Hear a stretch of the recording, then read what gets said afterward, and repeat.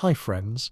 Tonight you and I are going to drift back into a December evening in 19th century America, where the cold feels older than the houses, where the light is earned flame by flame, and where Christmas is still figuring out what it even is. So before we step fully into that world, take a second to like the video and subscribe, but only if you genuinely enjoy these slow stories. And while you're getting comfortable, tell me where you're listening from and what time it is there. And now, dim the lights, let your shoulders drop, and stay close, because we're going to keep moving gently forward without rushing, without stopping, and without needing to finish anything yet. You notice that when gifts appear, they rarely look like playthings. They look like life, useful, solid, quietly reassuring.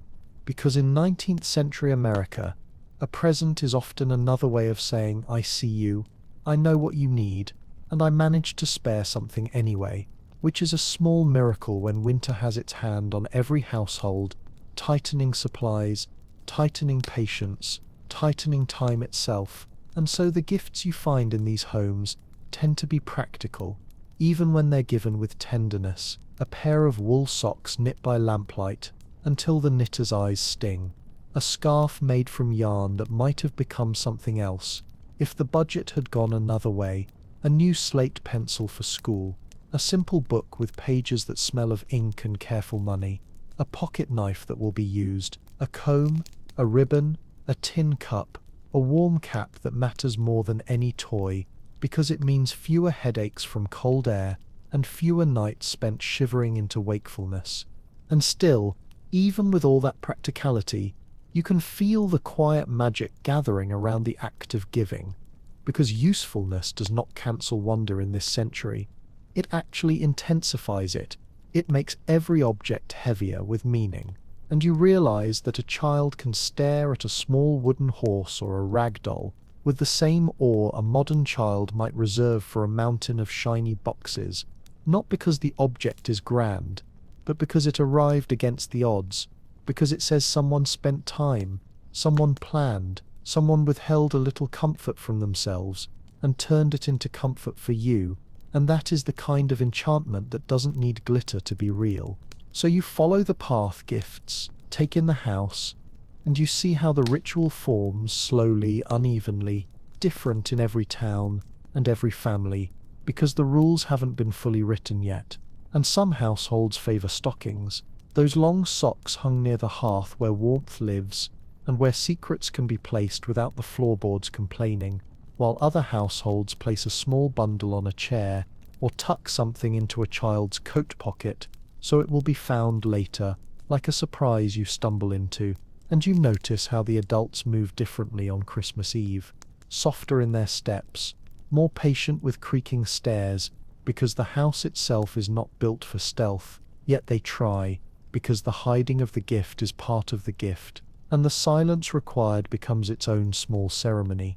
Outside, the world may still be rough, still be loud in some streets, still be tired everywhere, but inside a home that is trying to practice this newer, gentler Christmas, the air changes as bedtime approaches, and you can feel how the evening narrows into a single point of attention, the moment when children finally surrender to sleep, not just because they're tired, but because they've been taught that sleep is the doorway Christmas walks through. Which is such a strange idea when you think about it, that the holiday's most important visitor arrives only when you stop watching, only when you let go, only when you trust the night enough to close your eyes. And that is a lesson that will echo through generations. The idea that some good things come only after you release your grip on the day. You step into a smaller house now, maybe in a working neighborhood where the walls are thin, and you can hear a neighbor's cough through the boards, and the hearth is modest, and the lamp flame hisses like a whisper, trying not to be noticed. And you see a mother smoothing a stocking with her palm as if she can iron hope into the fabric, while a father checks the door latch twice, more from habit than fear, and you see how careful they are with what they put inside. A few nuts, an orange if they manage to get one, a little piece of sugar candy that seems almost too bright for this dim room, a small carved whistle, and you realize how those tiny things become enormous to a child, because winter itself is enormous, because the world outside is heavy, and anything bright and sweet feels like proof that life is not only work and cold. And you can't ignore the way class sits right at the edge of this scene, like a shadow that doesn't fully enter the room but never leaves it either. Because in a wealthier house, the gifts might include store-bought toys, perhaps a painted tin soldier, perhaps a doll with real glass eyes that catch the lamplight and look almost alive, perhaps a little train or a book with coloured illustrations. And those gifts will be arranged not just with care but with a certain confidence, a sense that the future will be fed and the firewood will be replaced. And you feel how different that confidence is from the careful bravery of a poorer household where every extra object is borrowed from tomorrow. And even within the same town, even within the same street, you feel the unevenness, because some children will wake to a full stocking, and others will wake to the same winter morning they always wake to. And this is where the public talk of charity begins to grow sharper, not because compassion didn't exist before, but because the visibility of poverty in winter becomes harder to ignore when everyone is trying to pretend the season is gentle. And you can sense why some communities begin organizing small gift drives, church collections, neighborly exchanges, because Christmas is slowly becoming a mirror held up to society, and not everyone likes what they see reflected there. You walk past a church again, and this time there is a little more light than before. Not a blaze, not a festival glow, but the faint evidence of a service either planned or remembered. And you understand that as Christmas becomes more domestic and more child-centered, it also becomes easier for some congregations to accept, because it looks less like drunken disorder and more like family devotion, and the holiday, almost like a clever creature trying to survive, begins to present itself in ways that seem safe, gentle, respectable, teachable, and so the older fears begin to loosen, slowly, not all at once, but enough that a candle can be lit without apology. And now you notice another quiet truth about gifts in this century, something that is easy to miss if you only picture polished scenes, which is that many presents are made from leftovers, from scraps, from the edges of daily life, because nothing is wasted. And so a doll might be stitched from worn cloth that once belonged to a shirt, and a toy boat might be carved from a piece of firewood before it ever reaches the flame, and a book might be second-hand with a name written inside from someone else's life.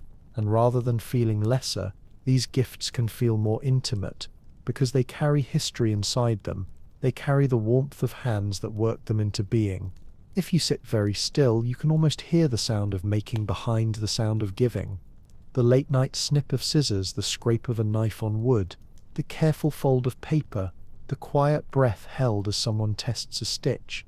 And you realize that Christmas in 19th century America is often built out of invisible labor, especially the kind that happens after the day's official work is done, the kind of labor that never earns wages, never makes a headline, but holds the emotional structure of the family together, like beams hidden behind plaster. And as you remain in this soft, firelit world, you start to feel the strange way Christmas morning itself is not always the loud center of the holiday yet. Not in every place. Because for many families, the most powerful moment is still Christmas Eve. The hush, the waiting, the story, the closing of eyes, the belief that something good can arrive in the night. And that belief, once it takes root, changes how people endure winter, because it gives them a rhythm, a point on the calendar that feels like a small lantern held ahead of them, not bright enough to erase the darkness, but bright enough to keep them walking. So you stay with the house as the final candle is pinched out, and the room settles into that deep quiet where even the wood seems to listen, and children breathe in the gentle, uneven way only children do when they've finally surrendered to sleep. And somewhere in the next room an adult waits a little longer, making sure the silence is real, making sure the world has softened enough to risk movement. And then, quietly, so quietly that even the cold outside doesn't notice, the gifts are placed, modest, meaningful, practical, and the holiday continues to shape itself, piece by piece, into something that can last. Morning arrives like a whisper rather than an announcement. Pale light sliding across the frosted window panes, illuminating the edges of a world that hasn't yet learned how to sparkle for its own sake. The fire has burned low through the night, leaving a soft orange heartbeat in the hearth. You can hear the first stirrings of movement, a child's sigh, the faint creak of a floorboard, a kettle being lifted. The house smells of wood smoke, wool, and something faintly sweet, perhaps a scrap of last night's bread, toasted again to make it stretch further. This is Christmas morning in 19th century America, and it feels less like a performance and more like a breath finally released. There are no mountains of wrapping paper, no clatter of batteries or blinking lights. Instead, there is stillness, a kind of reverence not commanded by religion or routine, but by exhaustion and gratitude. Children wake slowly, as though afraid that the dream might vanish if they move too fast. They slide from beneath heavy quilts and pad toward the hearth, feet cold on the wooden floor. The stockings, those humble vessels of hope, hang limp but not empty. The small treasures inside wait silently, already glowing in the imagination long before fingers reach them. A little girl pulls out an orange, bright, foreign, miraculous. She has heard of such fruit, but rarely tasted it, and for a moment the entire room feels like a tropical morning disguised in frost.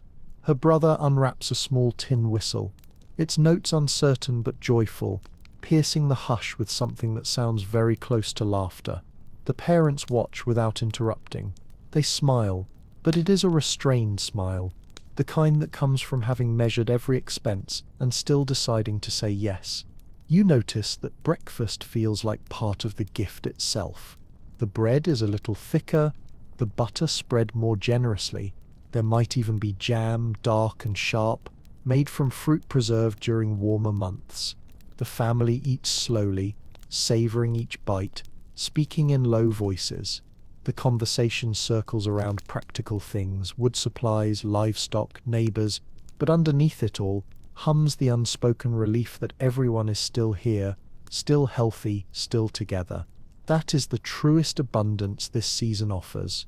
Step outside, and the world seems newly washed.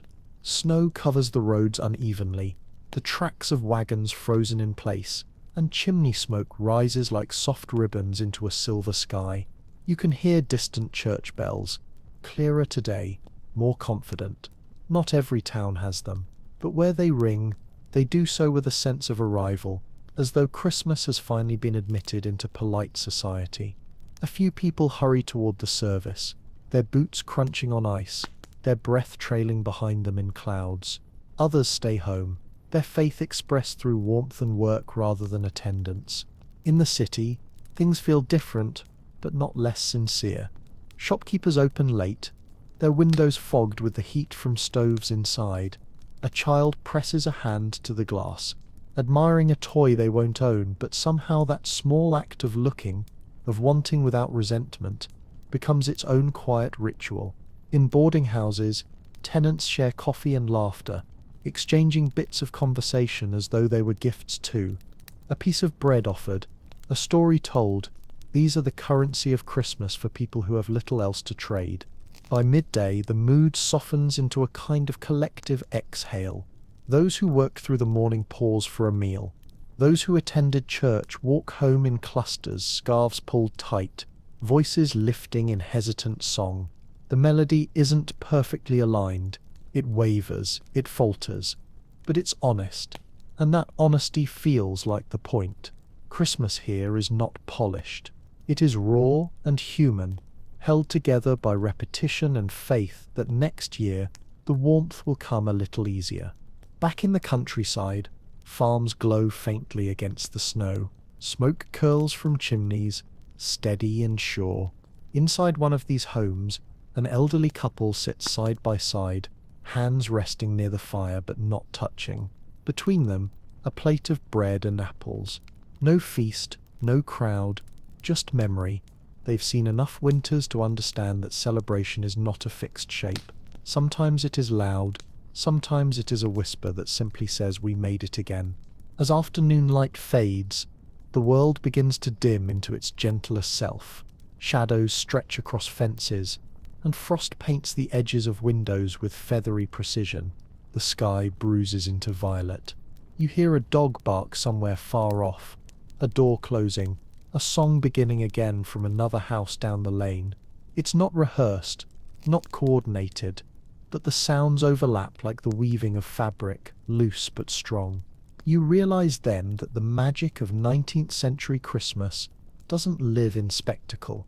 It lives in the restraint, in the discipline of joy that survives within limits. It's the kind of happiness that must be earned again each year, restitched from scraps, reimagined through hardship. That's why it lasts. Because it isn't about escaping reality. It's about surviving it with grace. Night will come soon, and with it, silence again.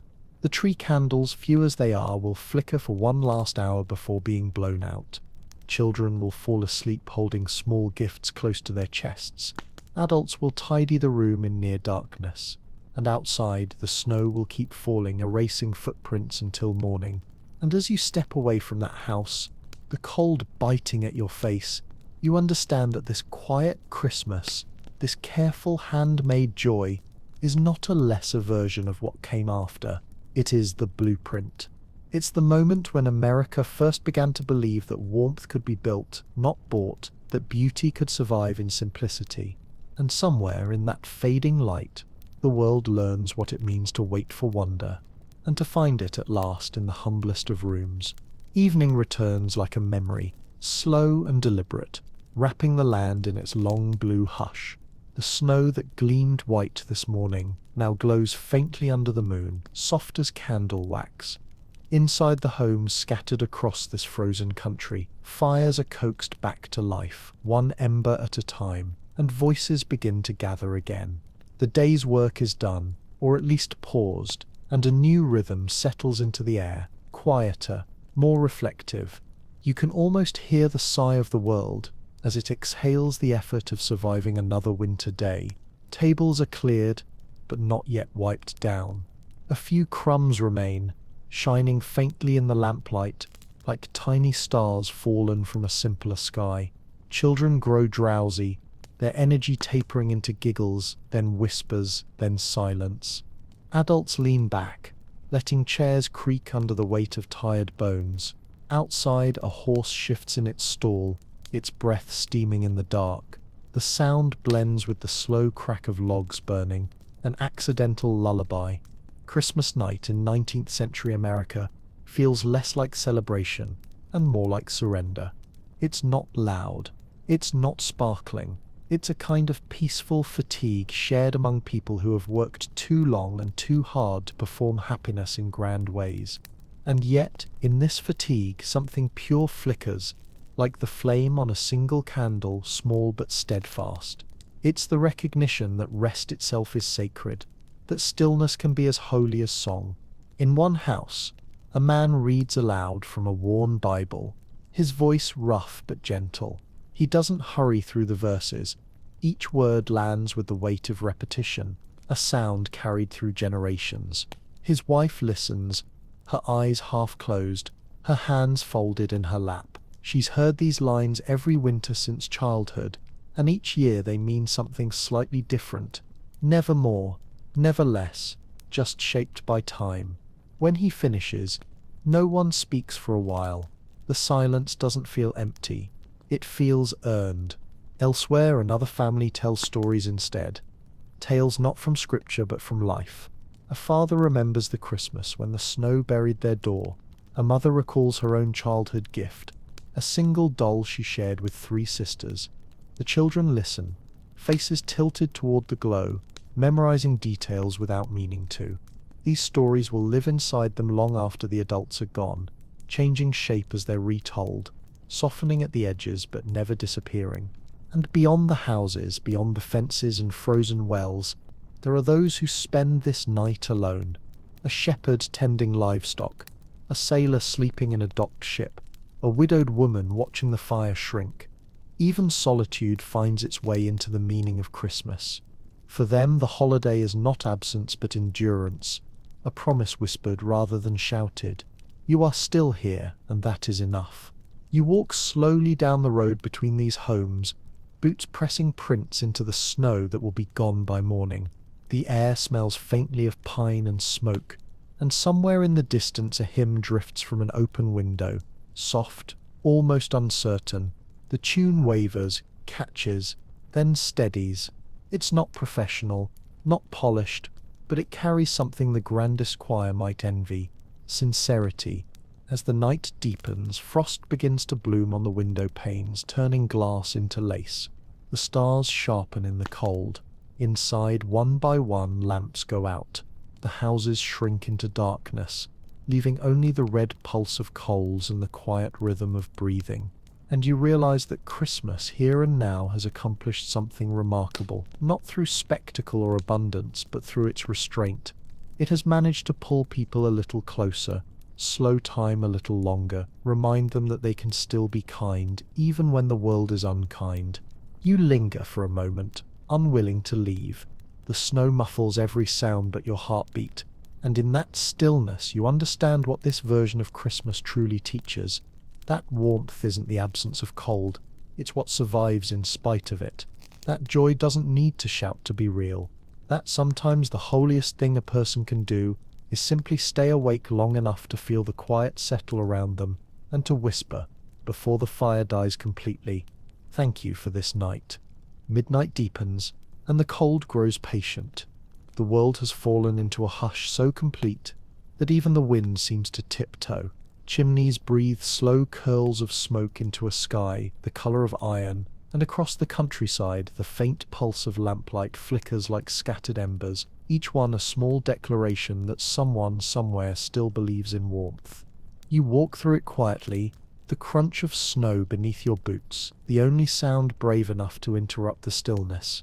Every house you pass looks half asleep, some with shutters drawn tight against the cold, others with a single window still glowing gold.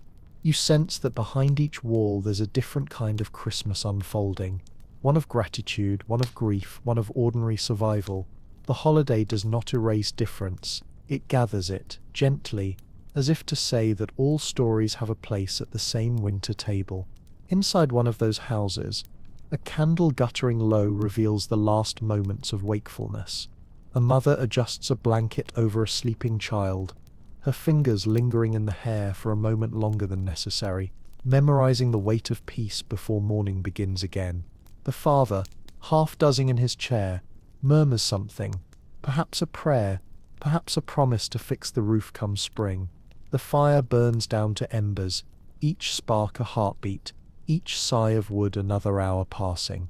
In another home, farther down the frozen road, a group of neighbors who couldn't afford gifts have gathered anyway. They sing softly, old carols learned by ear, melodies wandering between memory and hope. Their voices are untrained but rich with life, their laughter low and tired but sincere. Someone pours a thin cider, another passes bread. The walls are bare, the table rough, but the air is warm in a way no hearth can replicate. You realize that this too is Christmas. The stubbornness of community, the insistence that no one should be left out of the light entirely. And then, as you step back into the night, a strange calm settles over everything.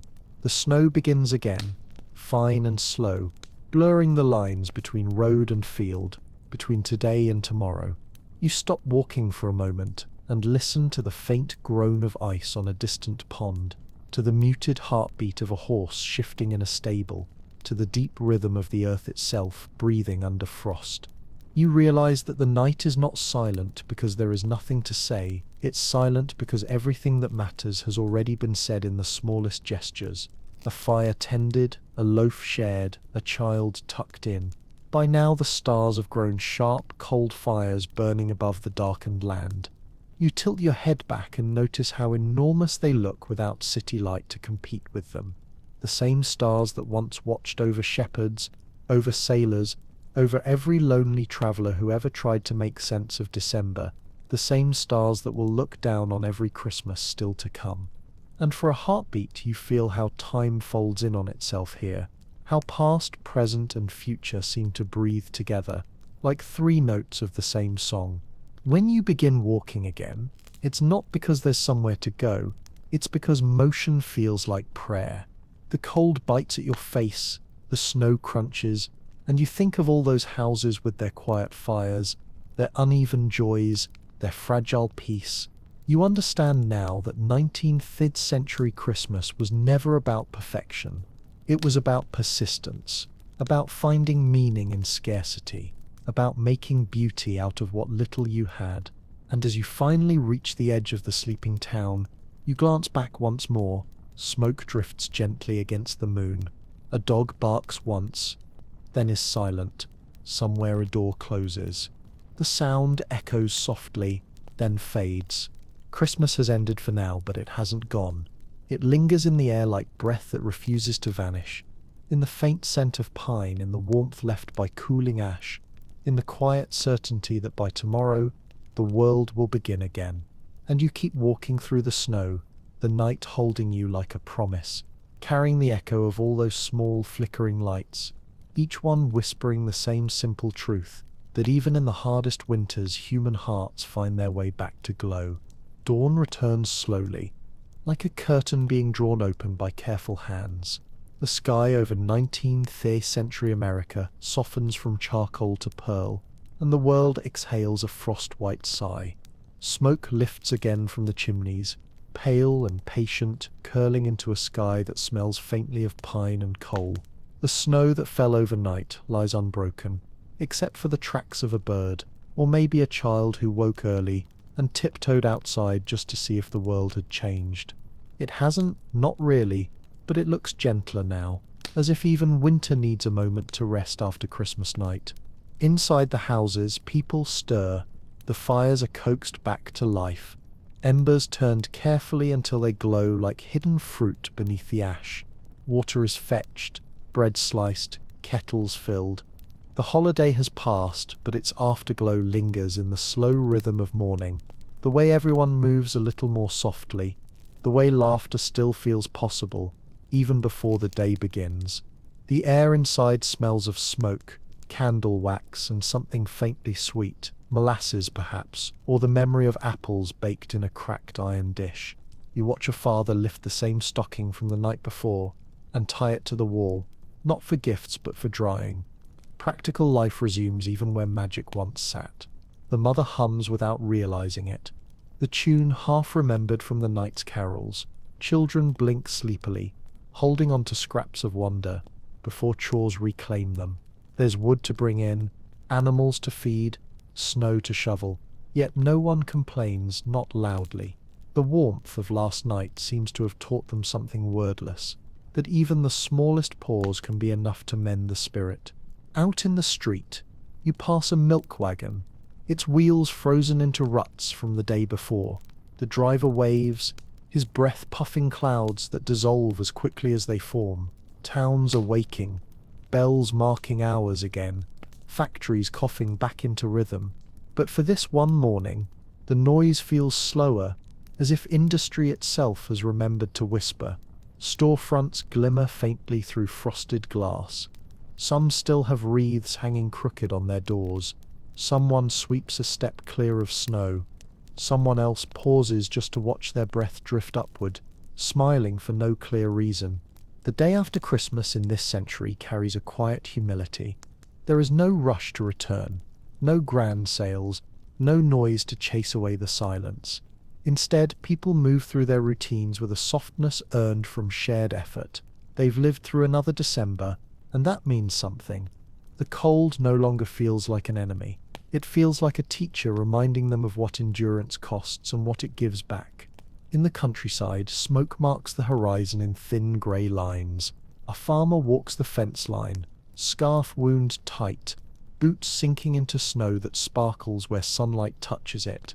He hums a tune without thinking, something from the church service perhaps, or from his childhood.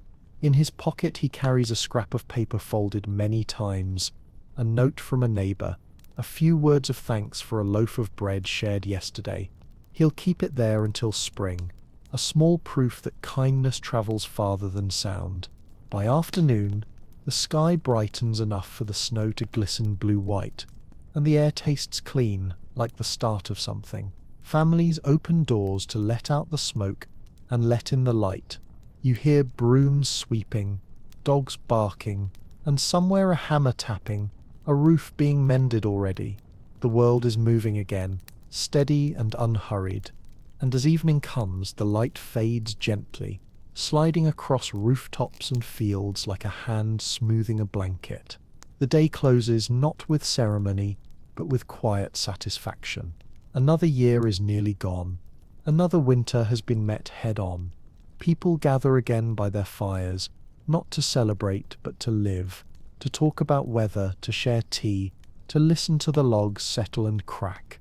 The glow inside each home feels softer now, earned rather than expected. You realize, standing there in that fading light, that this is what Christmas leaves behind in the 19th century heart. Not glitter, not abundance, but calm, a steadiness that seeps into the bones and stays long after the songs fade. It's a lesson written in smoke and snow and human breath, the reminder that joy does not vanish when the day ends. It lingers quietly, like heat beneath the ashes, waiting to be found again next winter. And as the last window darkens and the night folds itself gently over the sleeping town, you know the story isn't ending.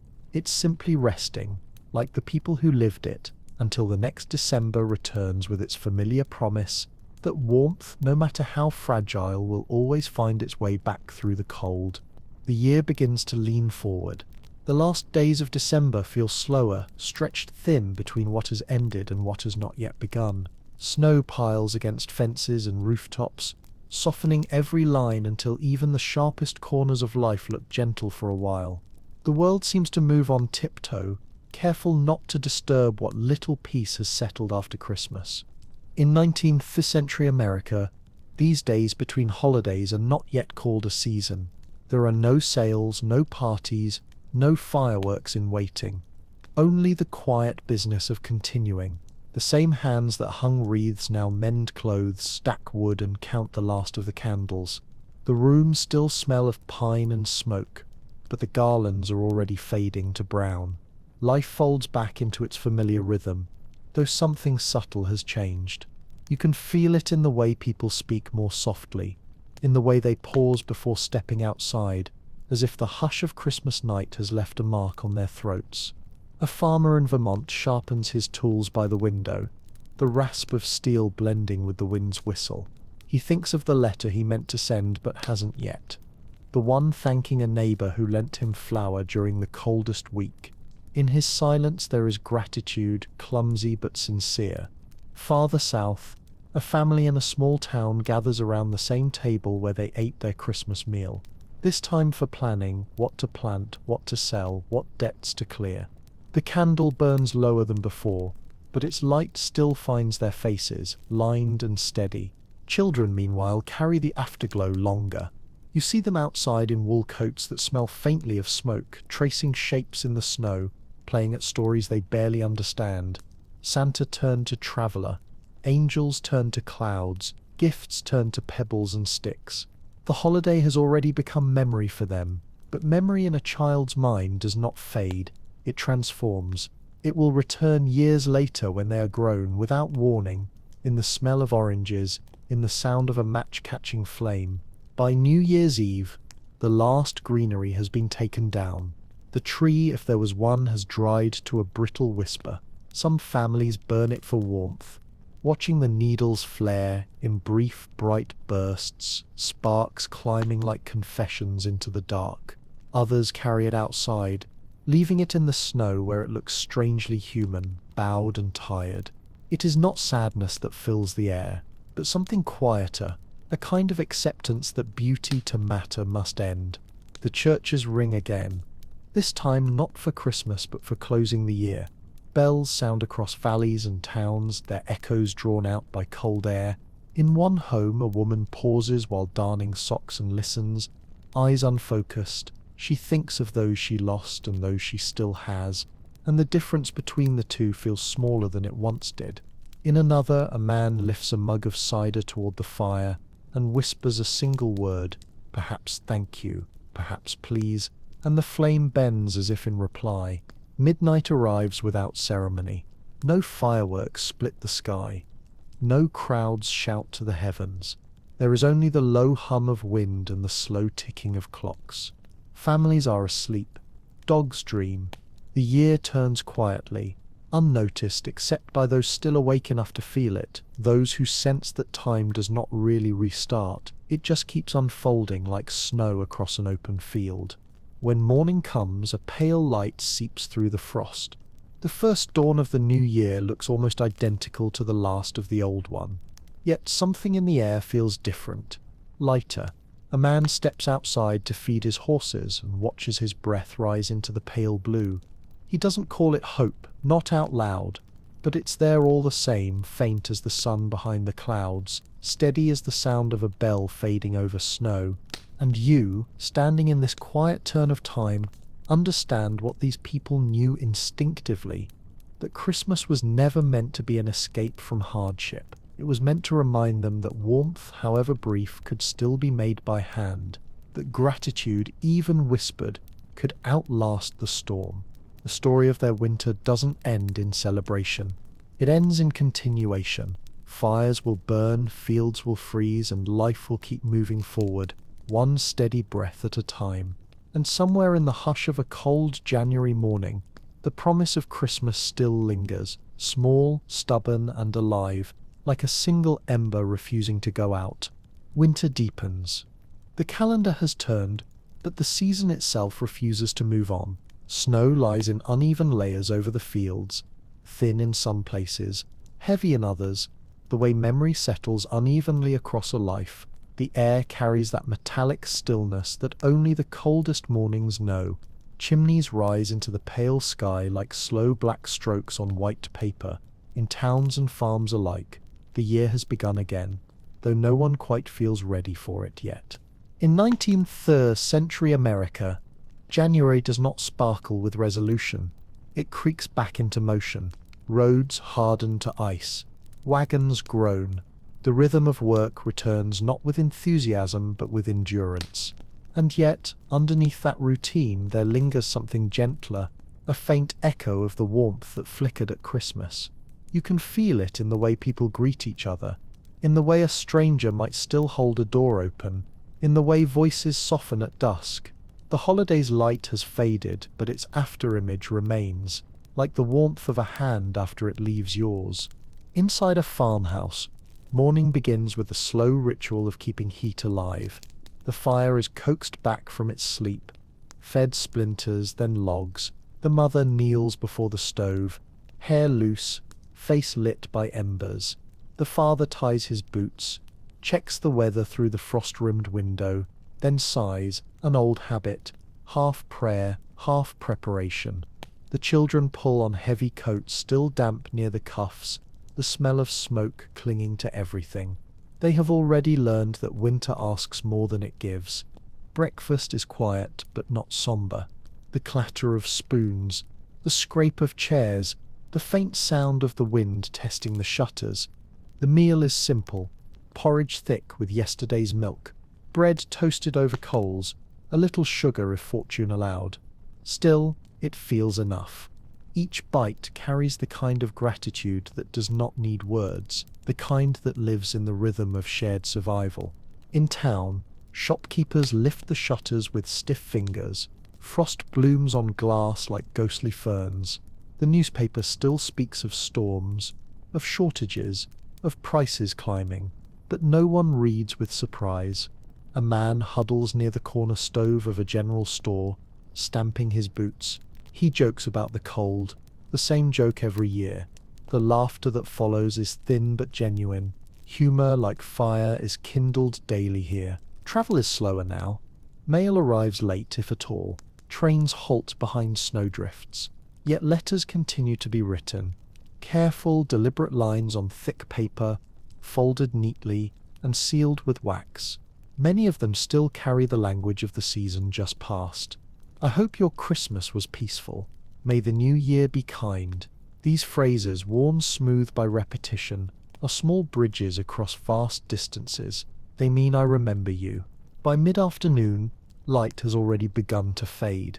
Shadows lengthen early, stretching across the snow, like ink spilled too far.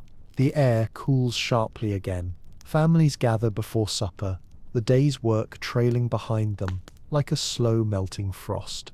There is comfort in repetition, mending, reading, silence. Some knit, some listen to the steady tick of a clock. Children copy words by candlelight. The room smells of wax, bread, wool, and in that quiet you realize that this steady hum of ordinary life is what gave those early American winters their strange kind of holiness. Not the grand celebrations, not the feasts, but the endurance that followed. The belief that warmth was not a miracle but a discipline, something to be tended daily like a fire that could too easily go out. Outside, night falls again. The sky clears, revealing stars cold and bright as new coins. The snow reflects them faintly, turning the whole earth into a mirror for light that is impossibly far away. Somewhere in a barn a cow shifts, bells clinking softly. Somewhere a man closes his shutters and mutters good night to no one in particular. You stand for a while, listening to that world breathe, the creak of wood, the hush of frost, the distant rhythm of hooves on frozen ground, and in that moment you understand the quiet faith that carried these people through the long winters, the knowledge that even after the warmth has gone, its memory is enough to guide you until it returns. Christmas has passed, but its meaning remains, steady as the fire behind the stove, glowing faintly beneath the ash, proof that in the heart of the coldest month, the promise of light still waits to be found. February arrives not with trumpets, but with patience. The snow no longer feels new. It has settled into the landscape like something that belongs there, quiet and absolute. Icicles hang from every eave, catching the thin sunlight in small perfect prisms. The sky remains pale most days, too soft for drama, too cold for comfort. Winter in 19th century America is not a season that passes. It must be endured, day by day, hour by hour, breath by visible breath. By now the memory of Christmas has thinned, but it hasn't vanished. It lingers in the small mercies that people still grant each other. A loaf shared, a door held open, a neighbour's knock when the snow grows too deep. The holiday's spirit has become something quieter, less an event than a habit woven into the rhythm of survival. Inside a farmhouse on the edge of a frozen field, life moves with deliberate slowness. The stove is the heart of the room, glowing dull red behind its iron door.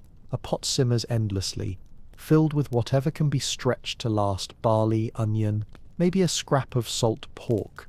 The children are quieter now, their energy subdued by weeks of confinement.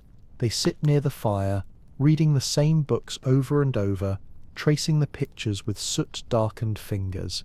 Their mother sews by the window, her needle flashing faintly in the dim light. Each stitch feels like a promise, a refusal to surrender to stillness. Outside, the father trudges across the field to check the livestock. The snow creaks beneath his boots, brittle and thin over ice. His breath drifts upward like smoke.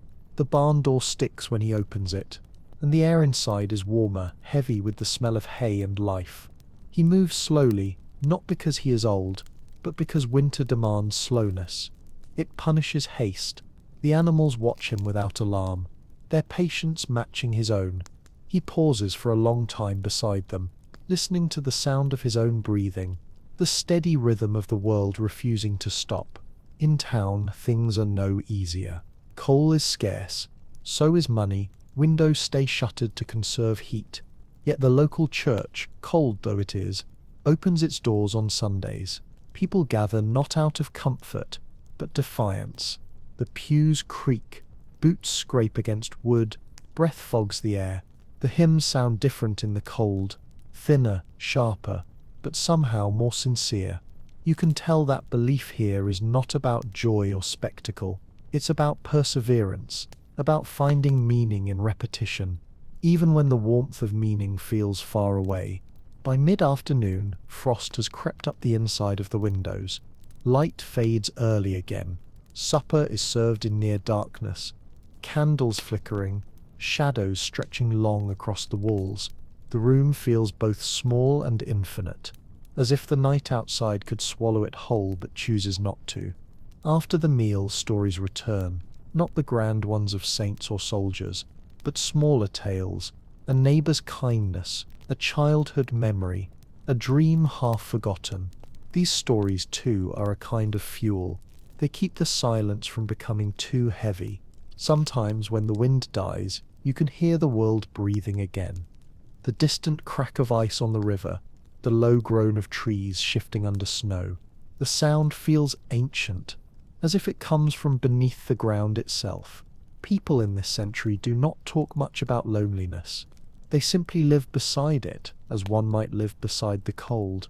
But there is a tenderness in that acceptance, an understanding that the heart, like the hearth, must be tended quietly if it is to keep burning. And when night finally settles, it brings not fear but a strange serenity. The stars shine harder now, their edges crisp against the dark. A dog barks somewhere far away, answered by another, then silence again.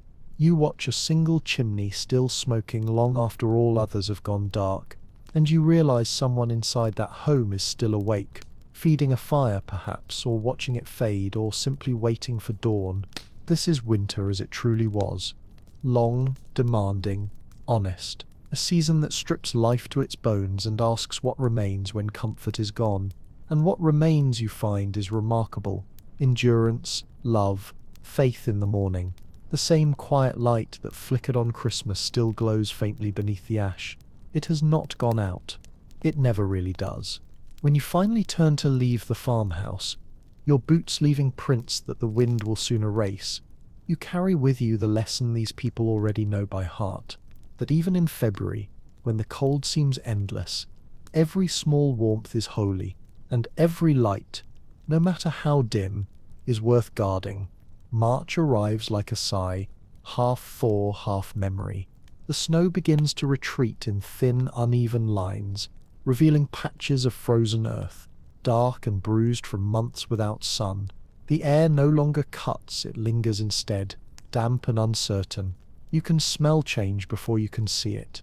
A faint sweetness in the wind, the slow decay of ice, the whisper of water finding its voice again beneath the crust of winter. In 19th century America, March is not yet spring. It is the argument before the season changes, the world hesitating between what it remembers and what it hopes for. The days lengthen, yes, but the cold still claims the nights. Chimneys continue to smoke. The fields, though softer now, remain barren and grey, and yet, everywhere, people are listening for something: the creak of thawing wood, the drip of melting eaves, the first cry of a bird returning too early. Inside a farmhouse, the rhythm of life shifts almost imperceptibly. Fires burn smaller now, their heat measured carefully. A window is cracked open for the first time in months, letting in air that smells like wet wood and possibility. The mother stands near it, eyes closed, face tilted toward the faint breeze. Her hands are red and raw from work, but for a moment she forgets to move them. The sound of dripping water outside feels like a hymn she almost remembers the words to. The father has begun to walk the fields again. His boots sink into the mud, heavy and reluctant. He stops often, bending to touch the ground, to judge its softness, to calculate when it might accept seed again. Every farmer in the valley is doing the same thing, walking the same frozen soil, carrying the same quiet question: how much longer? There are no guarantees here, only the faith that the earth will wake when it is ready. Children, restless after so many months indoors, rush outside at the first chance. Their laughter carries further now that the air has loosened. They chase each other through slush and puddles, their boots heavy, their fingers numb, but they don't care. They throw snow that no longer holds its shape. They fall, they rise, they run again. The cold is still there, but it no longer feels endless. That's what hope looks like at the end of winter. It doesn't arrive as sunlight, it arrives as noise, as motion, as life that refuses to wait for permission. In town, streets are muddy rivers, wagons splash through them, leaving trails that refreeze by night. Storekeepers sweep constantly, though the floors never stay clean. The church bell rings louder these days, as if sound itself wants to remind people that the worst is almost over. Sunday sermons speak less of endurance and more of renewal. Words like mercy, patience, awakening. The congregations nod, not because they are convinced, but because they want to be. At night, when the frost returns, it feels gentler than before, like a guest who knows it's almost time to leave. Fires burn low again, children sleep deeply, and outside, the world hums faintly, a sound between silence and music. It's the thaw working in secret, the ground remembering warmth. In the attic of a house by the edge of a town, a woman opens a chest and takes out linens long stored away. She shakes them gently, watching dust drift in the firelight. The scent of lavender from last summer clings to the fabric. She smiles without realizing it. Around her, the house creaks, wood expanding, ice releasing its grip. The building itself seems to breathe again. By the month's end, you can feel it everywhere, the earth's slow heartbeat returning. The rivers begin to move, dark and loud. The first geese cut across the sky in a ragged V. Children shout and point. Dogs bark at nothing. And in the distance, someone laughs simply because they can. You realize, watching it all unfold, that winter doesn't really end. It loosens. It allows life to return inch by inch. The way forgiveness arrives, hesitantly, but sincerely. And as March fades into something softer, you understand what these people have known all along. That faith is not the absence of hardship, but the quiet certainty that warmth will come back, no matter how long it takes. The snow melts, the rivers rise, the fields breathe, and for the first time in months, when the sun finally touches your face, you don't brace against it. You just stand there, eyes closed, letting the world begin again. April arrives like a whisper of forgiveness. The air no longer stings when you breathe it. It brushes your face like a memory of warmth rediscovered. The ground is soft again, the kind that leaves deep prints and smells of earth rather than ice. Every sound feels new. The slow patter of rain on rooftops, the drip from eaves that never seems to stop, the steady hum of the world remembering itself after silence. In 19th century America, spring doesn't come all at once. It arrives in arguments and pauses, a battle between thaw and frost that never feels certain until it's already won. One morning the fields are shining with dew, and by afternoon they're dusted with snow again. And yet no one complains. They've waited too long for this. Patience has become their religion. Inside a farmhouse, the first true warmth of the season seeps in through open shutters. Curtains move faintly in the breeze. The smell of damp soil drifts through the house, mingling with bread baking in the oven.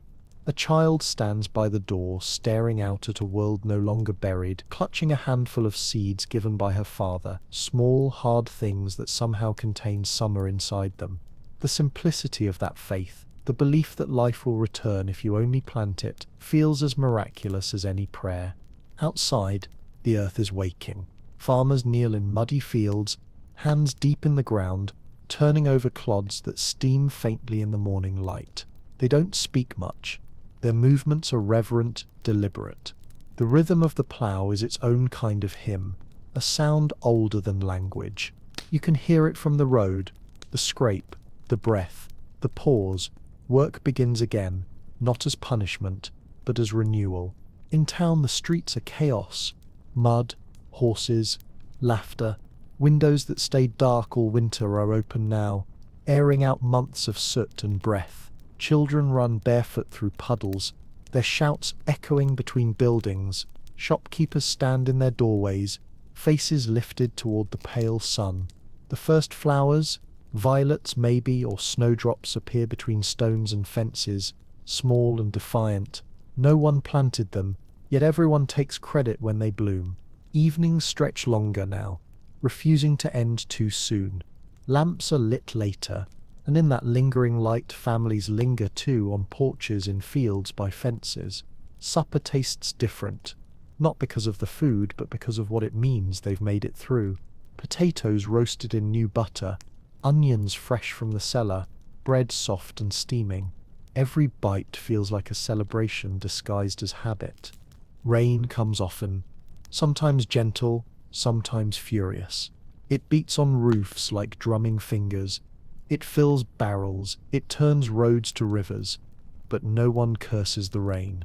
Not here. They open doors and breathe it in. For people who have lived months in dry cold, rain feels like a gift that forgives everything. The missed harvest, the lost sleep, the long silence of winter. At night, the world glows faintly green again. Grass spreads across the fields like a secret being told too quickly. Frogs sing from somewhere unseen. Windows fog with warmth, and from the hills you can see the faint orange dots of lamps in distant homes, scattered like stars fallen to earth. Each one means the same thing. Life continues. There's a tenderness in this season that no one names. You see it in the way neighbors pause to talk, in the way children's laughter replaces the sound of shovels, in the way people walk slower, as if afraid to disturb the fragile peace between storms.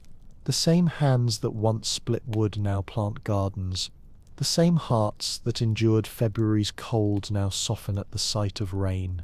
And as April deepens, the rivers swell, the days grow steady, and the smell of blossoms begins to float through the air, a scent that promises both endings and beginnings. You realize, standing there with the mud heavy on your boots and the wind tugging at your sleeves, that the miracle of this century is not invention, or progress or discovery. It's endurance. The simple, sacred act of surviving winter long enough to see the world bloom again. When night finally falls, it's gentle. The air hums with life, instead of silence.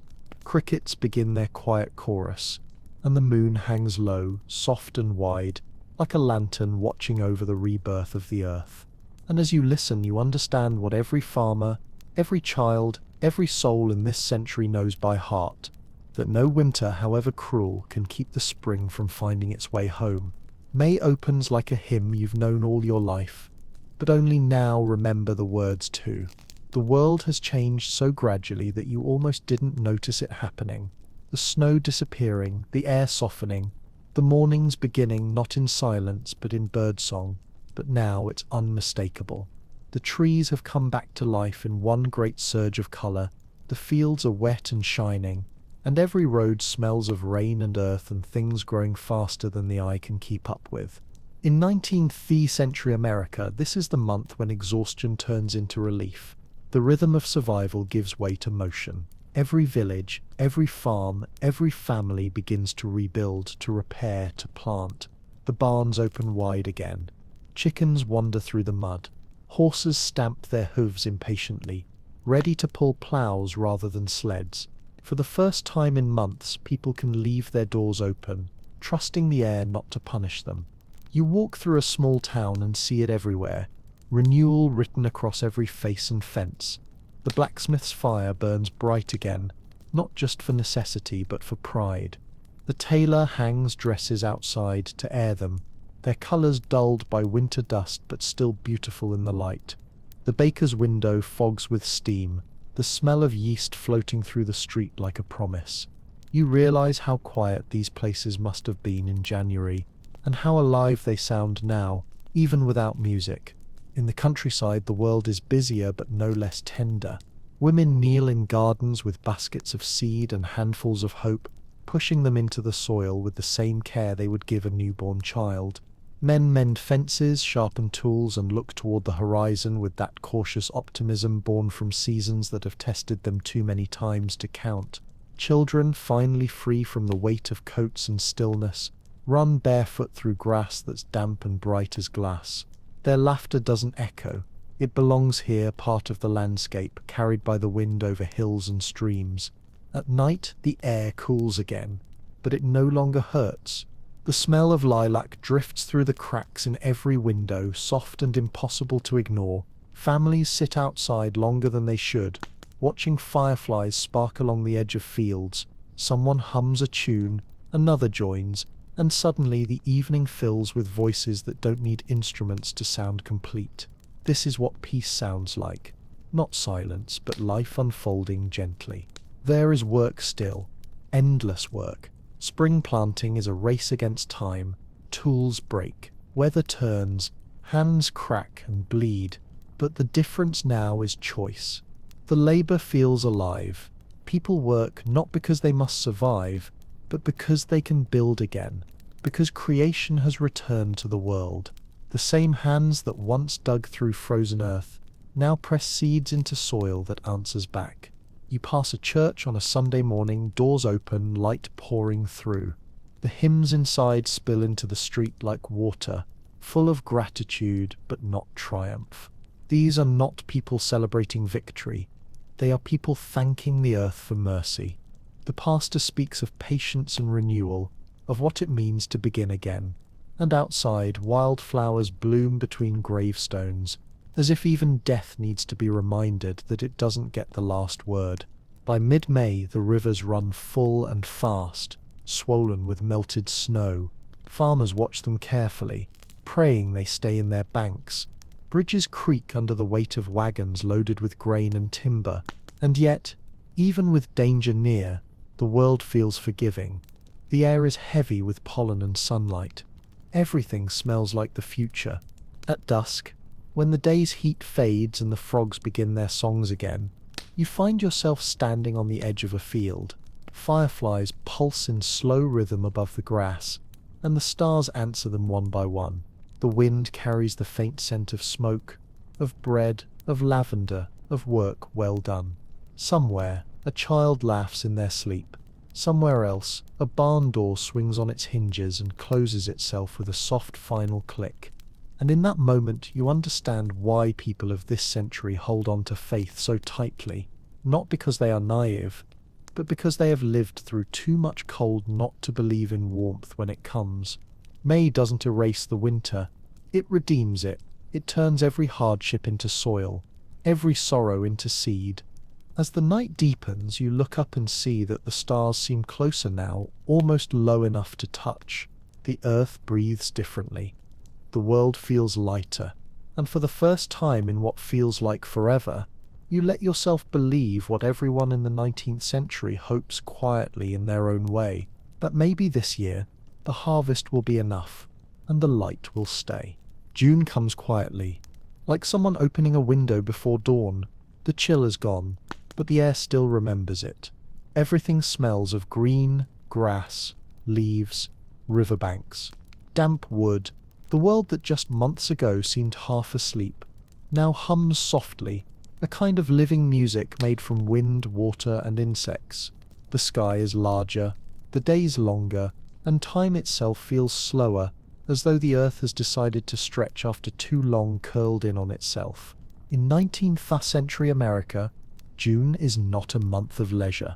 It is a month of rhythm. The farms are alive from before sunrise to long after dusk. The fields a living clock measured not by hours but by tasks, ploughing, planting, tending. Every sound has meaning. The swing of a scythe, the squeak of a wagon wheel, the rhythmic slap of laundry in river water. Even rest feels earned. Work here isn't punishment. It's a covenant between survival and gratitude. You walk through the countryside, and everywhere life feels new but disciplined. Gardens stand in straight rows, fences are mended, the smell of hay hangs in the air.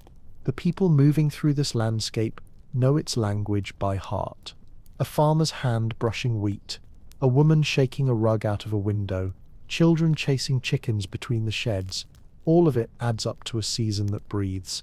There is beauty in the repetition, in the way days resemble each other yet never quite repeat.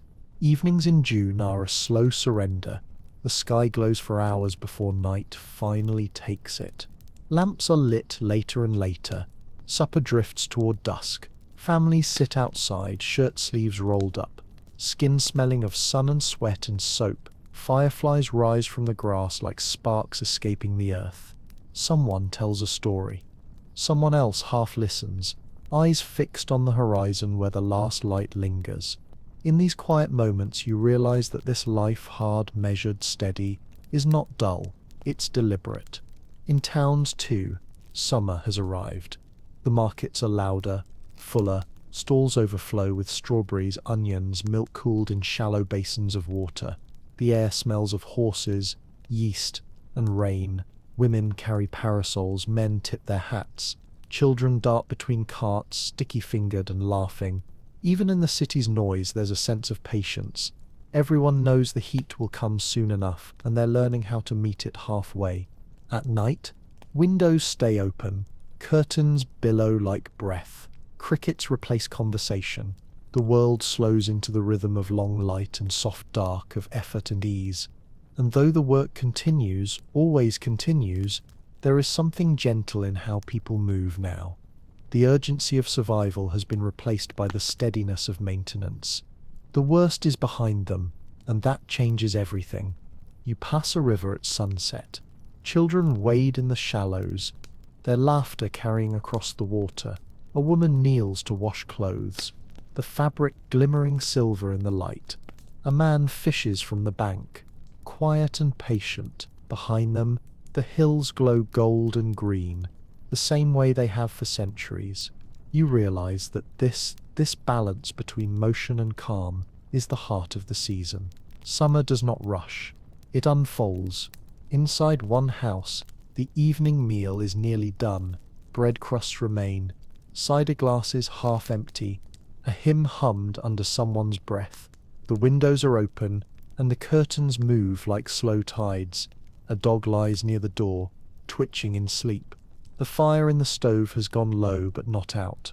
Every sound is familiar, predictable, safe, and after so many months of surviving the unknown, that safety feels like a kind of grace. As the night deepens, the fields darken to blue. Stars appear, first one, then dozens, until the sky is full. The crickets sing without stopping. Somewhere in the distance, a bell rings from a farmhouse porch, calling someone home. The sound fades into the wind. You stand there for a while, listening to the world exhale. June is not dramatic. It doesn't need to be. Its beauty lies in its certainty, in the slow confidence of warmth returning, of life continuing without fanfare. And as you finally turn away from the fields, you understand what this season has been trying to say all along, that peace isn't the absence of work or struggle, it's the quiet, steady rhythm that remains after you've learned how to live through both. July arrives not gently, but in a kind of shimmering haze, the kind of heat that bends the air and slows thought. The mornings begin earlier now, the sun impatient, pouring gold over fields that have turned from green to a warm, dry yellow. You wake to the sound of insects already busy in the tall grass, to roosters calling before the dew has lifted, to the faint rattle of a cart on the road. The whole world seems awake before you are. In 19th century America, July is the month when life becomes both beautiful and brutal. The earth gives freely now, but it also demands. The crops are high, the grass thick, and the air feels heavy enough to hold sound. Every movement leaves a trace of sweat. Every breath tastes faintly of dust and sun. But people do not slow down. They cannot. Harvest is approaching, and there is work to do before the days begin to shorten again. You walk along a dirt road bordered by wheat fields, their heads bending under the weight of the season. The sound of wind moving through them is like the ocean's steady, endless. A farmer in a straw hat stands knee-deep in grain, scythe glinting in the light. His arms move in a rhythm so familiar it almost looks like breathing. The fields behind him shimmer with heat. The ones before him wait like an unspoken promise. Closer to town, the air smells different. Sweet and smoky. Someone is baking bread. Someone else boiling fruit for preserves. Windows stand open, and you can hear the gentle clatter of plates, the laughter of children playing too close to the well, the low hum of a song from somewhere unseen. It's too hot for arguments, too bright for worry. The whole world seems suspended in a long golden afternoon. Independence Day passes with noise and reverence. Town squares fill with people in their Sunday clothes, banners hung unevenly between buildings, flags rippling in air so thick it barely moves. Speeches are given, earnest, proud, a little too long, and afterward there's pie and cider and the brief illusion that the world is simple. At dusk, fireworks bloom like strange flowers over the rooftops, their colours reflected in every eye. Some children cry from the sound, others laugh, but all of them remember it. The night the sky itself seemed alive. When the celebration fades, the quiet that follows feels deeper than before. Out on the farms, lamps glow in windows far apart, small constellations of human light against the vast dark. You can hear frogs by the river, the slow creak of a barn door, the soft thud of a horse shifting in its stall. The air smells of hay and water, and the faint sweetness of ripening fruit. The world is alive in its fullness now, no longer growing, not yet fading, caught in a perfect fleeting balance. In houses lit by oil lamps, the days end with long silences. People sit near the open doorways, fanning themselves, too tired to speak. The heat hums against the walls. A mother hums softly while folding linens. A father reads the same paragraph 3 times before setting the book aside. The children are already half asleep, hair damp against their foreheads. The night presses close, but not cruelly. It wraps around them like a hand, steady and warm. Out on the porch, someone looks up and notices how alive the sky is this time of year. The stars burn sharper, closer, almost touchable. The moon is swollen, low, reflecting off the pond like poured silver. Somewhere a nightjar calls, its cry rising and falling like a thread pulled through the dark. And as you listen, you realize that July, for all its heat and exhaustion, carries a peace that winter never could. It is the peace of knowing you have survived to see the world at its fullest. That what began as a prayer in December has become, at least for now, an answer. Tomorrow will come with more work, more sun, more dust, but tonight belongs entirely to stillness, to the quiet breath of the fields, the pulse of the earth beneath your feet, the slow miracle of life continuing without permission or pause. You stay a little longer, watching the light fade from gold to blue to black, until all that remains are the sounds of the summer night, and the soft understanding that this is what all those long cold months were for, this warmth, this fullness, this fragile perfect peace. August comes heavy, humming and slow, the last deep breath of summer before the season begins to tip toward its ending. The days are long but feel shorter somehow, the light thicker, more golden, as if the sun itself is ripening. The fields shimmer in heat, the air trembles with the sound of crickets, cicadas, and the endless turning of the earth beneath them. You can almost feel time stretching, drawn out by warmth, reluctant to move forward. In 19th century America, August is the month of labor and longing. The harvest hasn't fully begun, but everyone can feel it coming. That tense anticipation that hums beneath the rhythm of every task. The barns smell of hay and dust. The rivers run slow and shallow, their surfaces broken by dragonflies that seem to hover in the stillness. Even the animals move differently, slower, heavier, their bodies following the same languid pulse that fills the air. Inside the farmhouse, the mornings begin earlier now. The window is already bright before the first rooster crows.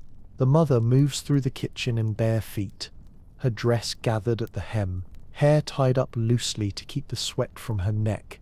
She kneads bread at the table, each push deliberate, patient. Outside, her husband is already in the field, the scythe flashing like a whisper in the sun. The sound of his blade, the rustle of stalks, the low hum of insects. Together they make a kind of summer music, rough but harmonious. By midday the heat presses down like a weight. Every surface glows, the tools left out by the fence, the tin pail half filled with water, the very air itself.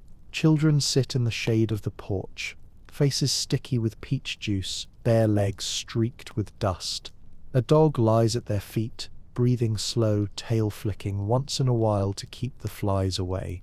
There's no hurry in anything, just the long, easy waiting that comes before work begins again. In town, the rhythm isn't so different. The streets smell of horses and bread, the shops thick with heat and noise. Women fan themselves as they buy flour and soap, their voices soft and unhurried. Boys deliver messages barefoot through the dust. A wagon creaks past, loaded with corn, the driver's hat tilted low to hide his eyes from the glare. Above it all, a church bell marks the hour, each note melting into the next, until time itself seems to lose its edges. Evening brings mercy, slow and deliberate. The sun sinks behind the hills in a blaze of amber, and for the first time all day the air begins to move. Curtains lift, laughter returns. Families eat outdoors if they can, cold meat, bread, whatever fruit remains. The fields, once loud with work, now hum quietly under the sound of crickets. Smoke curls upward from chimneys, thin and silver against the darkening sky. You walk past the edge of a cornfield, and the stalks rise taller than you now, whispering to each other in a language you almost understand. Somewhere nearby, a stream murmurs in the dark. The world smells of earth, of life at its fullest. There is something ancient about this month, something that feels older than history, older than memory itself, as if the land has known this same heat and this same quiet for centuries, and every generation has simply stepped into it for a while before passing it on. Inside the farmhouse again, the family sits together after supper. The children have gone quiet, their heads nodding, the lamplight golden on their faces. The father leans back, his hands folded, his eyes half closed. The mother mends a shirt, her fingers moving automatically, her thoughts far away. Outside, the sound of frogs rises, joined by the faint clatter of a late wagon on the road. And in this stillness you can feel what August truly is. Not a season of action, but of awareness. A moment suspended between abundance and loss. The world is heavy with life, but beneath the fullness there is already the shadow of its ending. The leaves haven't turned yet, but they will. The fields haven't emptied, but they will. So the people of this century do what they always do. They stay still for a moment longer. They breathe in the warm air, listen to the hum of crickets, the slow turning of the sky, and let themselves truly feel, what it means to be alive in a world that is already beginning to change again. And when the last lamp is blown out and the house sinks into darkness, you can still hear the night pulsing outside, full of heat and promise, and the faint echo of summer's heartbeat, slow, steady, and almost gone. September drifts in quietly, like a page turned by wind rather than hand. The heat loosens its grip, and the light begins to soften, falling through the trees in longer, gentler rays. The mornings are cool enough for breath to mist again, and the evenings carry a sweetness in the air, part wood smoke, part apple, part something harder to name, something that feels like memory itself. The earth is still alive, but slower now, thoughtful, as if even nature is pausing to take stock of what it has made. In 19th century America, September is the hinge of the year. It is both harvest and farewell. The fields are golden, heavy with grain that leans toward the ground, ready to be gathered. The barns wait open, clean and echoing. Tools are sharpened, carts repaired. Every sound has purpose. The rustle of corn, the rhythm of boots on dirt, the steady creak of wood under weight. Work here is not drudgery, it is ritual. Each sheaf lifted, each basket filled is an act of gratitude whispered without words. You walk through the countryside and see the story everywhere. The orchards glowing with fruit, ladders leaning against trees, children running with baskets too big for their hands. The air smells of apples, dust, and sun-warmed hay. Bees move slower now, as though even they can sense the turning season. From the distance, a church bell rings once, a sound carried over fields still humming with crickets. In town, the markets are overflowing. Tables bow under the weight of pears, plums, pumpkins, and jars of honey glowing like amber in the sun. Women trade recipes for preserves. Men talk of weather and wood. Every transaction feels both ordinary and sacred, because everyone knows that plenty never lasts. The world teaches thrift by example. Store now, save now, because winter will come and take its share. Evenings are cooler, and fires return, small ones at first, just enough to chase the damp. Families gather around them again, the circle of light shrinking back from porches into parlours. Supper smells of root vegetables, herbs, and the faint salt of preserved meat. The talk is quieter now. The loud songs of summer have faded, replaced by softer tunes, slower laughter, a rhythm of reflection rather than celebration. You pass a farmhouse where a woman stands at the window, her sleeves rolled up, her hands still dusted with flour. On the sill beside her, a row of jars gleam in the lamplight, preserves, jellies, pickles. Each one is a memory made solid, a way of keeping summer alive for when the world turns grey again. She wipes her hands and watches the last light fade from the fields, a look of calm exhaustion on her face. She has done this before, and she will do it again. That is what survival means here. Not escape from the cycle, but trust in its return. The nights are longer now. Stars appear earlier, brighter, as if closer to the ground. The air smells of damp leaves, and the faint metallic edge of frost waiting just beyond the horizon. Somewhere an owl calls, its voice deep and solitary. The world is beautiful in a quieter way, less vivid, more honest. And beneath that quiet beauty runs something else. The ache of endings. The grass is still green, but its tips are edged in gold. The trees hold their colour too tightly, as if they know they must soon let go. The harvest moon rises fat and low, a great amber lantern above the fields, casting shadows long and tender. It feels like a farewell, but a kind one. In a small house near the edge of a river, a family sits together after supper. The father's hands are rough, his shoulders stooped. The mother's hair shines red in the lamplight. The children are half asleep, their heads resting against her arms. The fire snaps softly. Outside, the wind carries the first fallen leaves across the porch, whispering against the boards. No one speaks. There's no need. The silence itself feels full. You realize, standing in that stillness, that September is the heart's reminder that all things end gently if tended with care. The month doesn't mourn summer. It honors it. Every flame, every field, every fading color is a blessing offered back to the earth. And as the night deepens and the chill returns, you know that this moment, this calm between abundance and absence, is the truest kind of peace. Not the absence of change, but the quiet acceptance of it. October arrives like a sigh of acceptance, cool, gold, and full of endings that don't feel like losses.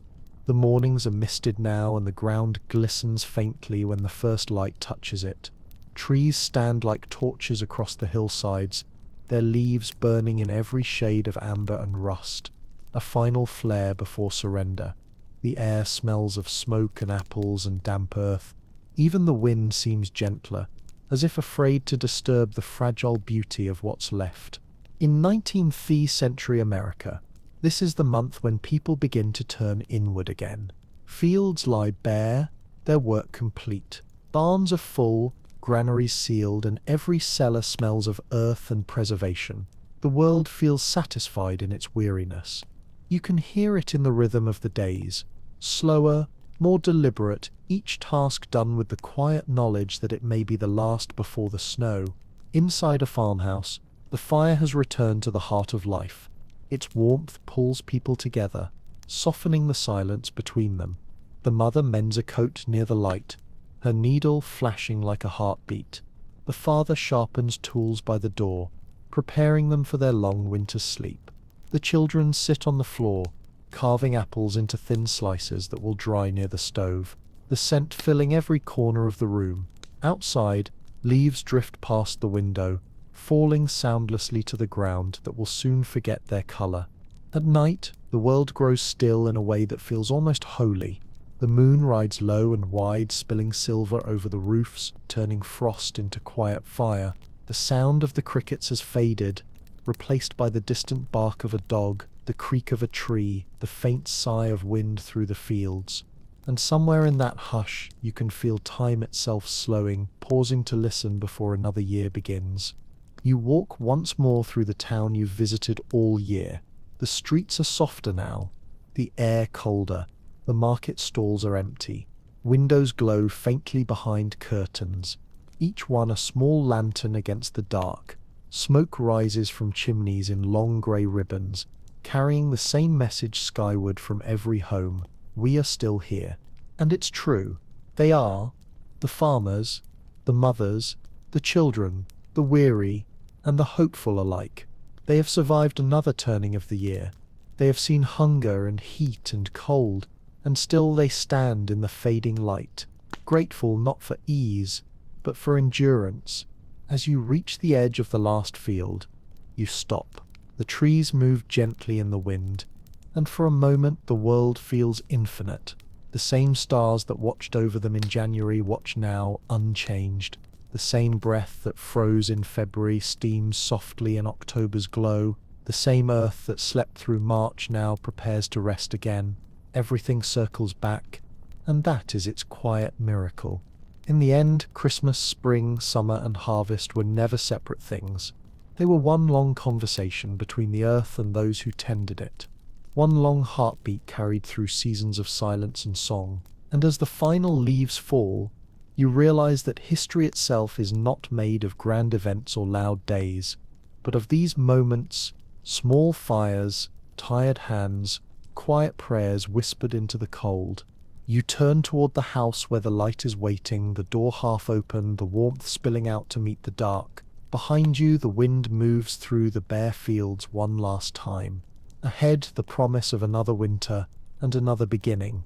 You step forward, listening to the faint creak of snow beneath your boots, and you understand what they always knew, that life, like the year, ends softly, only so it can begin again.